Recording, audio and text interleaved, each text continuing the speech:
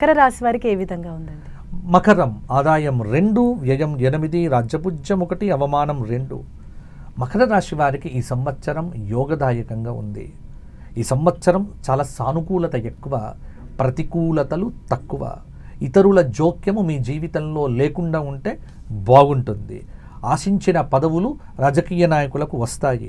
పనిభారం ఎక్కువగా ఉంటుంది. విజయావకాశాలు అలాగే ఉంటాయి.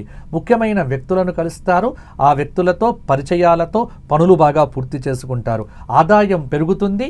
ఇంటికి వసతులు ఏర్పాటు చేసుకుంటారు. అవసరాలకు మించిన సహాయాన్ని కూడా పొందుతారు. సకాలంలో పూర్తి చేస్తారు.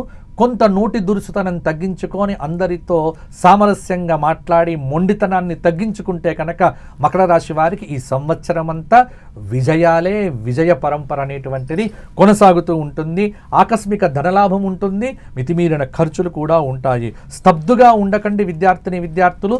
బాగా చురుకుగా ఉండి బాగా చదవగలిగితే ర్యాంకులు మీ చుట్టూ తిరుగుతాయి. పేరు ప్రతిష్టలు సంపాదించే అవకాశం ఉంది. స్త్రీలకు క్రీడారంగంలో అవార్డులు మొదలైనటువంటివి వచ్చే అవకాశం కూడా ఉంది.